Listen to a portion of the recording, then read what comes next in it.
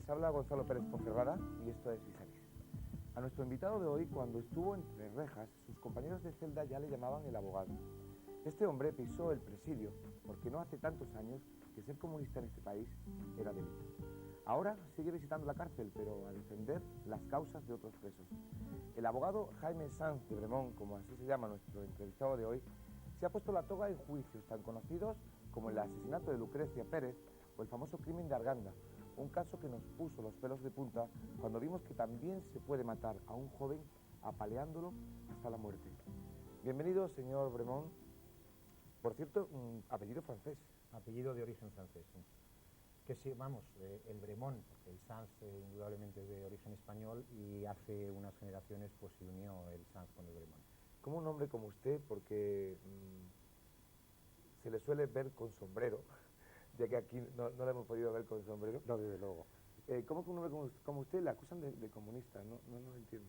Pues porque efectivamente en el año 74, que es cuando yo estuve en la prisión de Carabanchel, yo, aparte de ser antifranquista, era marxista y la policía cometió además el error de estar convencida de que pertenecía a una organización clandestina en aquel entonces que se denominaba Movimiento Comunista, lo cual no era cierto. Yo sí pertenecí después a otra organización por muy breve espacio de tiempo, pero como digo, ahí por una vez los informes de la policía eran falsos. Me acusaban de ser el responsable del movimiento comunista en la Universidad Autónoma. No me cuadran varias cosas. No me cuadra lo de hace en el 74. En el 74. En el 74. En el 74, sí. En enero de 1974. Dice que usted ya un abogado muy maduro. Hombre, en aquel entonces yo todavía no había terminado la carrera. Yo estaba en la Facultad de Derecho de la Universidad Autónoma cursando segundo. Sí, la detención que dio pie a mi ingreso en prisión fue cuando estaba en segundo de carrera. Posteriormente tuve otros contratiempos, dicho esto entre comillas, esta vez ya con los militares, puesto que no pude ni hacer el servicio militar especial para los estudiantes, que en aquel entonces se llamaba el IMEC, ni pude obviamente pedir prórroga y a su vez me destinaron por sorteo entre comillas al Sáhara. Se terminó lo del Sáhara porque tuvo lugar lo de la Marcha Verde, nos juntaron a todos en las Islas Canarias y luego nos trajeron aparte aquí y yo terminé un batallón de castigo en Plasencia en donde pues volví a tener dificultades, estuve otra vez privado de libertad e incluso se me llegó a acusar de un delito, supuesto delito de sedición militar. Pero vamos, todo esto mientras intentaba y afortunadamente conseguía terminar la carrera de Derecho. ¿Y en la cárcel le decían el abogado?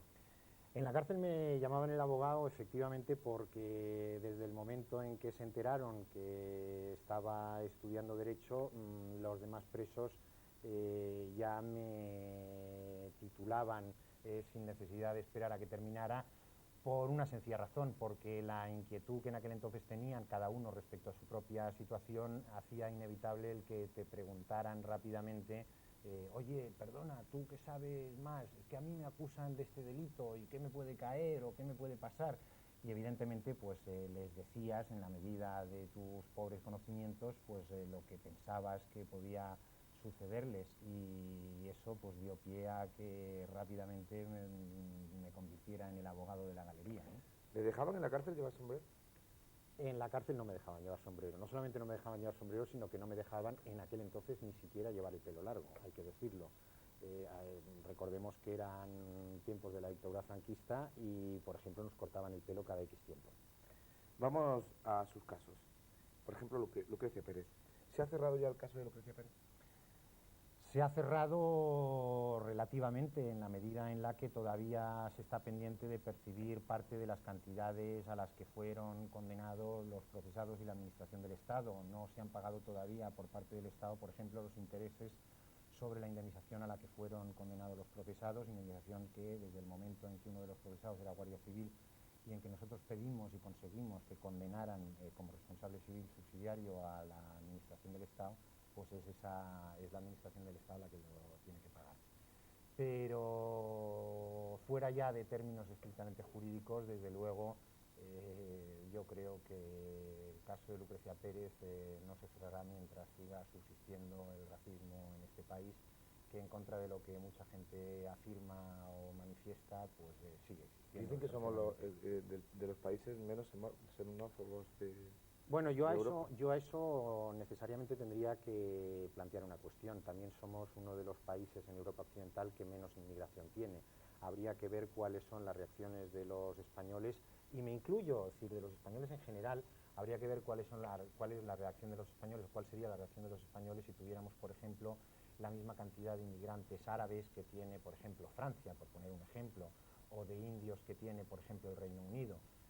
Es muy fácil decir que somos poco racistas cuando tenemos pocos inmigrantes en este país, y aún así los que tenemos, e incluso no ya con respecto a los inmigrantes, sino con respecto a los gitanos, pues llegamos a quemar casas como sucedió en Mancha Real, ¿no? ¿Usted cree que, de todas maneras, no piensa que esa violencia brutal xenófoba que en aquella época se vivía con este juicio se frenó un poco? Sí,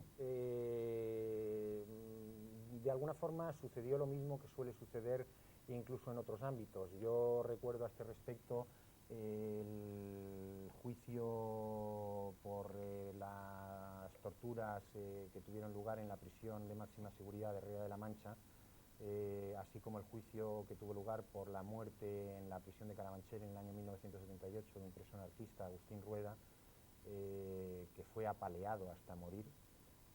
Esos juicios que tuvieron lugar muchos años después de sucedidos los hechos, y en los que por primera vez se sentaron en el banquillo los correspondientes directores de las prisiones de Ría de la Mancha y de Carabanchel, y que resultaron condenados, además de los subdirectores, de jefes de servicios y de funcionarios, tuvieron como efecto inmediato el que durante un tiempo los malos tratos en las prisiones disminuyeron notablemente. De la misma forma, cuando tuvieron lugar los juicios sobre la mafia policial y los diversos juicios por torturas en dependencias policiales, también de forma notable disminuyeron los malos tratos en las dependencias policiales. Pues el efecto se repitió también en lo que se refiere al juicio de Lucrecia, así que de alguna forma los juicios tienen un efecto ejemplificador que tiene como consecuencia la disminución de hechos parecidos o similares. Desgraciadamente no la desaparición, y desgraciadamente no el que luego pues vuelvan a suceder hechos parecidos, ¿no? Igual que el dinero llama al dinero, parece que los juicios llaman a los juicios, ¿no? Porque este juicio provocó otro juicio. ¿No se acuerda? Con el concejal de seguridad del Ayuntamiento de Madrid. Bien, sí, efectivamente. Bueno, pero eso es un efecto colateral, vamos a llamarlo de esa forma. Sí, se dio la circunstancia de que el concejal de seguridad pues efectuó unas declaraciones, a mi juicio desafortunadas, en los medios de comunicación, indignado a su vez por unas declaraciones que yo había hecho a raíz de la, para mí, falta de competencia de su departamento respecto a la identificación de los funcionarios de policía municipal que habían parado el coche en donde iban los que posteriormente asesinaron a Lucrecia Pérez Matos. Y a raíz de esas declaraciones, pues yo interpuse una querella contra este señor, lo cual dio pie, lógicamente, al correspondiente procedimiento. Usted acusa más que defiende, ¿no? No, yo defiendo y acuso. Tengo que decir, además, que es mucho más difícil por dos razones. En primer lugar, a mí se me hace siempre muy duro acusar, precisamente porque yo soy un abogado defensor, y en la mayor parte de las veces en donde estoy es en el lado de la defensa, y por ello se me hace especial y particularmente duro acusar. Pero si pienso que estoy ante un asunto en el que desde luego hay que llevar a cabo la acusación, no dudo en llevarla, y eso además hay que añadirlo al hecho de que técnicamente yo creo que es más difícil llevar una acusación que una defensa. Señor Sanz de Bremont, ¿por qué sus compañeros le tachan contradictoriamente, y teniendo en cuenta que usted estuvo en la cárcel por comunista, como muchos compañeros lo tachan de pijo, de burgués, de altanero? Pues hombre, realmente habría que preguntárselo a estos compañeros, pero quizás pueda ser debido al hecho de que, querido o no querido, pues el nombre mío haya salido en los medios de comunicación a raíz de los asuntos que haya llevado, y posiblemente también porque, y esto es algo, una anécdota particular que suelen contar mis amigos o la gente que más me conoce, y es el que yo antes de los juicios me sigo poniendo nervioso, porque creo que además el día en que dejara de estar nervioso tendría que preocuparme. Otra cosa es que uno sepa ya dominar los nervios, pero justo antes del juicio yo sigo poniéndome nervioso, y eso provoca que cuando entro en una sala de togas inmediatamente antes de un juicio, pues muchas veces no me doy ni cuenta de quién está ahí, y a veces involuntariamente pues no salude a lo mejor a un compañero que está ahí, que puede entonces pensar que soy una persona altanera, lo cual desde luego, al menos a mi entender o modesto entender, no es cierto. De todas maneras, perdón, la puesta en escena es importante a la hora de desarrollar su exposición, ¿no? Qué duda cabe, la puesta en escena es importantísima en la medida en la que en lo que consiste un informe oral es en llevar la convicción de uno mismo al tribunal o al tribunal del jurado ante el que uno está actuando. En la medida en la que esto es así, no solamente es importante la exposición en sí misma, el contenido de la exposición, sino también es importante la forma, en la medida en la que la forma puede ayudar a hacer comprensible el contenido. Porque imagino que usted, cuando se encuentra al fiscal del caso que va a llevar, no es como las películas de americanos, ¿no?, que se toman después el cafelito y dicen, te voy a ganar, me vas a ganar. Bueno, eso depende también del fiscal. Yo sí que con algunos fiscales tengo una muy buena relación, y con independencia de cuál sea nuestra actuación profesional dentro de la sala de vistas, pues antes o después del juicio hemos podido estar tomando un café, o nos podemos tomar un café después del juicio. Pero insisto, eso depende del fiscal, de la persona que en esos momentos represente al Ministerio Fiscal. Desgraciadamente no es muy frecuente, y yo creo que sería bueno que lo fuera mucho más frecuente. Es más común la relación entre las personas que representan al Ministerio Fiscal y los jueces que la relación entre las personas que representan al Ministerio Fiscal y los abogados, cuando estimo que lo deseable para una correcta o mejor administración de justicia debiera de ser una muy buena relación entre las personas del Ministerio Fiscal o que trabajan en el Ministerio Fiscal y las personas que trabajan en la abogacía. ¿Quién era Agustín Rueda? Agustín Rueda era un preso anarquista que se encontraba en prisión, en la prisión de Carabanchel en 1978, y que a raíz de que se descubriera un túnel en que había sido obviamente iniciado por no se sabe qué presos, pues fue interrogado en unión de otros presos como sospechoso de haber tenido algo que ver en la confección de ese túnel. Y cuando digo interrogado, pues desgraciadamente debo añadir que interrogado y apaleado, o interrogado y torturado, hasta el punto de que los propios funcionarios que así lo hicieron se dieron cuenta de su estado de extrema gravedad, lo encerraron en una celda en la enfermería de la prisión de Carabanchel, en donde no se sabe a qué hora de la madrugada murió solo y desatendido.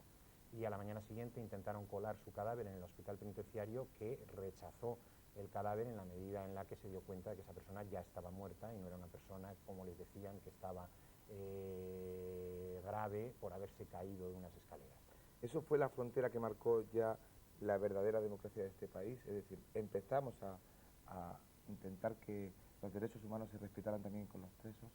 Yo creo que el caso de Agustín Rueda fue uno de los puntos de inflexión básicos en ese proceso democratizador, o en ese proceso de reconocimiento de los derechos humanos, al igual que lo fue también el proceso o el juicio que se llevó a cabo por las torturas en la prisión de máxima seguridad de Río de la Mancha. Perdone, vamos a hablar de eso, pero vamos a hacer una pausa de unos segundos. Muy bien. Les esperamos en un par de minutos.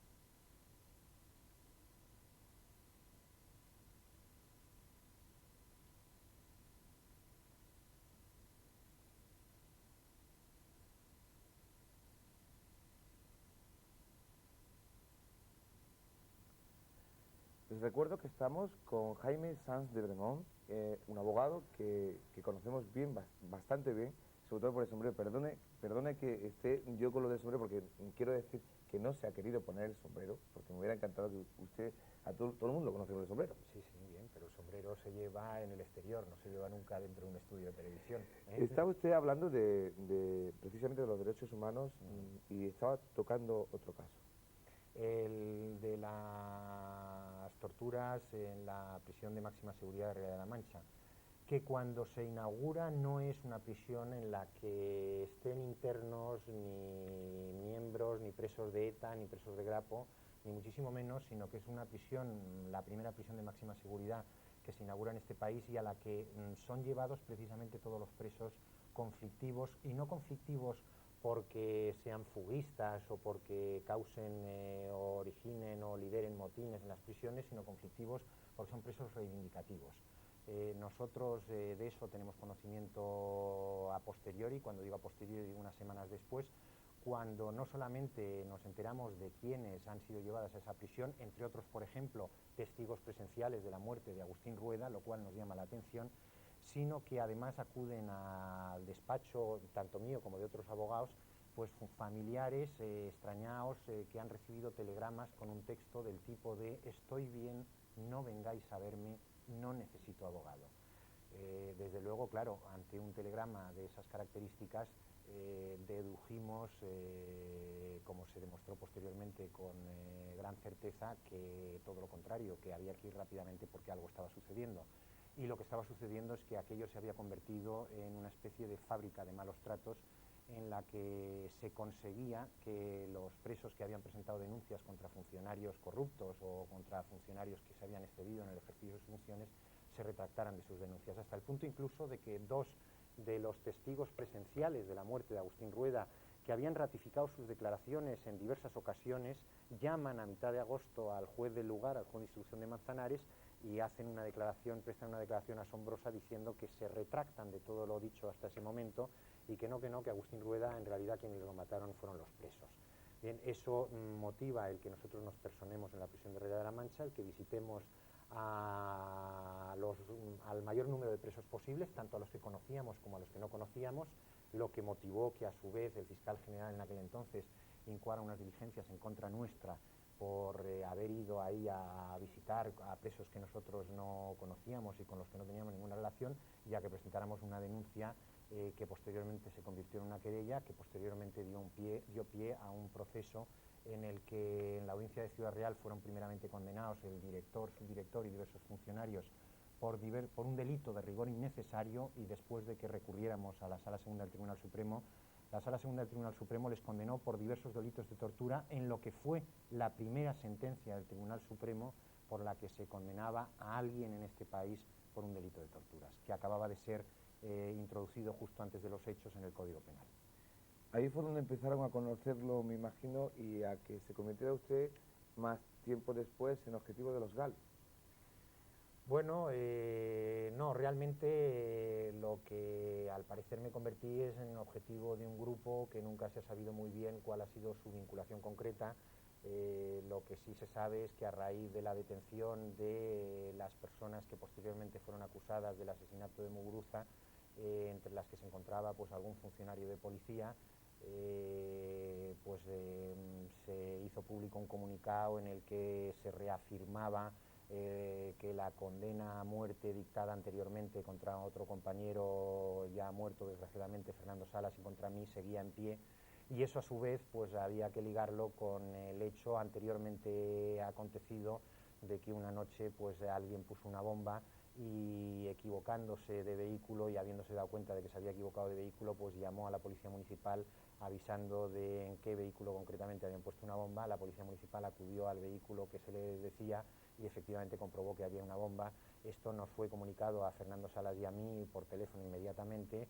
Se nos dijo que no tocáramos ninguno de nuestros vehículos y, como digo, posteriormente incluso a esa reafirmación de la hipotética condena a muerte, pues a Fernando Salas se le intentó también poner una bomba debajo de su vehículo de exógeno plástico, bomba que fue intervenida posteriormente en el momento en que fueron detenidos los miembros de este grupo, ¿no? Entonces, como víctima de los GAL. ¿Qué le ha parecido? ¿Se ha hecho justicia con el juicio de Segundo Mare?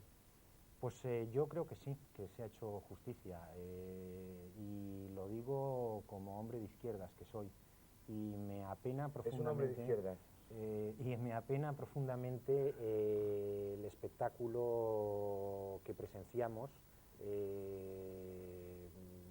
por ejemplo, hace breves días frente a la prisión de Guadalajara, porque incluso con independencia del respeto personal que pueda tener cualquier persona y de la solidaridad personal que pueda expresar cualquier persona con respecto pues a uno, dos o varios condenados en este o en cualquier otro juicio, me parece que el haber llegado a afirmar que la sentencia se ha producido por presiones ante el tribunal, cuando todavía existen los sumarios que todavía existen pendientes de juicio y en trámite, pues me parece de todo punto imperdonable. Ya sabemos que la mayoría de los policías y de los funcionarios de este país trabajan perfectamente, que cumplen con su deber, pero siempre se ha hablado de la mafia policial. Y usted también ha estado ahí y tiene muchas cosas que decir. ¿De verdad ha existido un grupo de gente, de policías, que han sido corruptos y que han trabajado en la policía siendo corruptos todo el tiempo? Bueno, yo contesto a esa pregunta no ya con mi opinión, sino con diversas sentencias ya declaradas firmes, o sea, con diversas resoluciones judiciales firmes tras los correspondientes juicios. Hay que tener en cuenta que un comisario de policía y dos jefes de grupo de la brigada regional en aquel entonces de la Policía Judicial de Madrid fueron condenados en el juicio por la desaparición de Santiago Corella el Nani, que en otro juicio que se llevó a cabo por un robo con intimidación y la muerte violenta de 3 personas, fueron condenados igualmente pues otro comisario o el mismo comisario y otros inspectores jefes de grupo, que en otro juicio por la muerte de otro atracador bilariño fueron condenados igualmente otros inspectores de policía y quiero recordar que un jefe de grupo. En fin, hay diversos juicios ya terminados con sentencia en los que de forma palpable se demostró que efectivamente existía un grupo organizado y no de policías de a pie, y cuando digo policías de a pie me refiero a policías sin importancia, sino incluso pues a personas que ostentaban ya ciertas responsabilidades en el organigrama del Ministerio del Interior o de la Dirección General de la Policía, que se lucraban y que para mejorar las estadísticas de resultados pues llevaban a cabo hechos delictivos. Pero ¿se le podría llamar mafia policial? Yo creo que desde el momento en que hay un grupo organizado que comete delitos con unos fines muy concretos, entre los que está el lucrarse, pues estamos hablando de un grupo mafioso, cuando además existe una ley de silencio entre todos los miembros de ese grupo. No es casual que, por ejemplo, en el juicio que se llevó a cabo por un atraco cometido en un piso de la Plaza Jacinto Buenamente, en un taller de joyería, que se llamó caso Atocha, o caso Atocha han habido varios, caso Corroto, y ahí lo que se hace es coger a un confidente, decirle búscate a otros dos, lleva a cabo este robo, nosotros estaremos ahí, tú sales antes, nosotros detenemos a los otros dos, decimos que puesto que ha huido un atracador, la parte del botín que falta se la ha llevado el atracador que ha huido, pero con una diferencia o matiz, y es el que en esta ocasión pues mataron a los otros dos atracadores, los mataron a sangre y lo mismo con posterioridad a este Corroto. Es decir, cada uno de esos atracadores que resultaron muertos tenía 5 balas, o creo recordar 4 balas en el cuerpo. Es decir, cuando el primer disparo había sido ya mortal, evidentemente ahí se exigió o se decidió que cada uno pusiera una bala en el cuerpo para garantizar el silencio de todos y cada uno de los participantes. ¿Pero usted cree que está ya desmembrada totalmente esta mafia policial o todavía podría existir alguna persona? Yo creo que desgraciadamente la policía española, al igual que las policías de todos los mundos, de todo de todos los países del mundo, pues seguirán habiendo, por desgracia, algún policía corrupto, pero que ya no puede hablarse de la mafia policial tal y como se hablaba. De policías organizados. ¿Dónde está ahora Billy el Niño? Pues la última noticia que yo tuve de él era que se encontraba en una empresa de seguridad en Venezuela, contratado por una empresa de seguridad. Desconozco si con posterioridad ha vuelto a España o se encuentra en España. En cualquier caso, no tengo mucho interés en saber de su vida, porque... Pero hombre, se lo digo porque usted sufrió en propias carnes Yo la tortura por manos... Yo sí, efectivamente fui interrogado en las dependencias de la Dirección General de Seguridad por Billy el Niño, y luego incluso pues a raíz de un incidente tuve un procedimiento judicial. Se me reclamó concretamente judicialmente el importe de una ventana, de un ventanuco que había a ras de suelo, contra el que yo me arrojé conscientemente buscando quedar inconsciente para que dejaran de darme, porque yo pensaba que bueno, pues si me quedaba inconsciente, pues ya aunque me siguieran dando, pues ya no lo iba a sentir, con lo cual lo mejor indudablemente pues era arrojarme contra ahí y darme un buen golpe.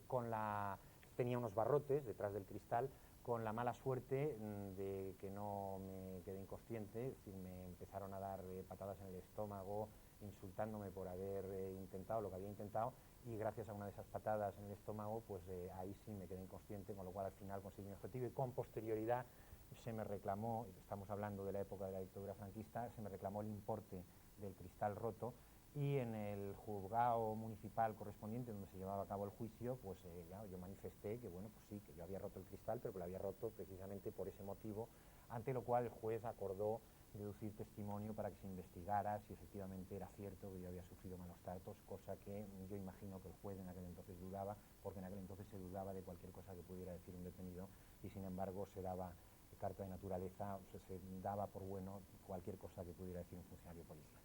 ¿Le decepcionó a usted la sentencia del crimen de Arganda, que les quiero recordar que fue el asesinato de un chico, Sí, David Martín, sí, que murió apaleado? sí, que muere apaleado a la salida de una discoteca donde ha acudido en unión de unos amigos por unas personas a las que ni conocía, ni con las que hubiera cruzado palabra alguna, ni antes de los sucesos, ni el día en que sucedieron los hechos.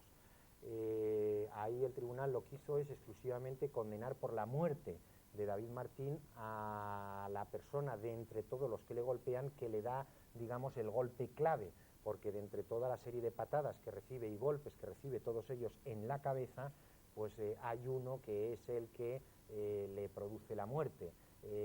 Hay otro que, por ejemplo, también le fractura el cráneo, pero no le produce la muerte, y hay otros que le producen otras lesiones en la cabeza. Yo entiendo que debieran haber sido condenados todos y cada uno de ellos por la muerte de David Martín, en la medida en la que si un grupo empieza a golpear a una persona, lo tiene en el suelo y le está golpeando la cabeza, el que le dé el golpe definitivo es indiferente, y todos y cada uno de ellos son corresponsables de la muerte, y a todos ellos debía de haber condenado el tribunal. Y en ese sentido, ya lo dije en aquel entonces, no gustó, soy consciente, a muchas personas. Creo que con esa sentencia se puso muy barata la muerte a golpes en este país. Señor Sanz de Bremont, se nos acaba el tiempo, pero me gustaría hacerle la pregunta de rigor que tenemos que hacer en un programa, en un canal que nos dedicamos a grabar juicios reales. ¿Qué le parece que la gente conozca la justicia a través de la televisión? En la medida en la que la información sea seria y no sea tremendista, no busque más el efecto sensacionalista, me parece muy positivo. Cualquier cosa que suponga un mayor acercamiento de la sociedad a la Administración de Justicia creo que es beneficioso para la sociedad y para la propia Administración de Justicia. De hecho, es imperdonable de alguna forma el que hoy por hoy todavía el ciudadano, cuando se acerca a los juzgados o tribunales, pues vea a unos señores que no entienden muy bien de lo que hablan, cuando resulta que a lo mejor están juzgando su caso o están juzgando hechos que tienen que ver. O va a pertenecer a un jurado. Efectivamente. Muchísimas gracias por habernos acompañado y no tengo el sombrero por aquí, pero muy bien. Nos vemos el próximo día. De acuerdo, muchas gracias. El próximo día cuando usted quiera venir, claro está. Muy bien.